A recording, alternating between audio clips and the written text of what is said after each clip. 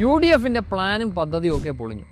ഒരു മരണത്തിന്, അതും ഒരു ക്രിമിനൽ പ്ലാൻ ചെയ്ത നിയമവിരുദ്ധമായി ചെയ്ത ഒരു കെണിയിൽപ്പെട്ടൊരു ബാലൻ മരണപ്പെടുന്നു. രാത്രി അപ്പോൾ തന്നെ എന്താണ് എങ്ങനെയാണ് എന്നൊന്നും അറിയുന്നതിന് മുമ്പ് നിലമ്പൂരിലും മലപ്പുറത്തും UDF പ്രകടനമെടുക്കുന്നു.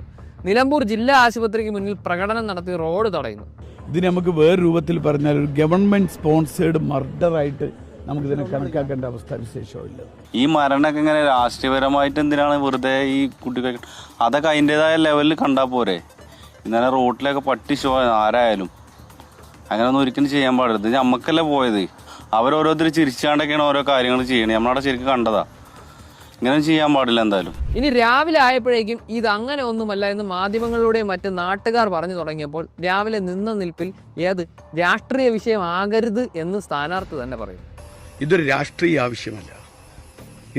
ഇതൊരു രാഷ്ട്രീയ പ്രശ്നമാക്കുന്നതിന് പകരം നിലമ്പൂരുകാരനെന്ന നിലയിൽ ഞാൻ പറയുന്നു, നിലമ്പൂരിന്റെ ഇത്തരം പ്രശ്നങ്ങൾ പരിഹരിച്ചേ മതിയാവും. ഇത് സത്യത്തിൽ രാഷ്ട്രീയ വിഷയം ആക്കിയത് ആരാണ്?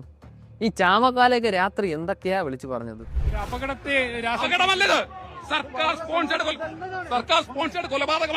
രാത്രി രാഷ്ട്രീയമായ ആരോപണം ഉന്നയിക്കുക, അത് അടപടലം തേഞ്ഞാൽ പകൽ വന്ന് രാഷ്ട്രീയമായി കാണരുത് എന്ന് പറയുക. ഷൗക്കത്തും കോൺഗ്രസും ഒക്കെ അസാമാന്യം തന്നെ.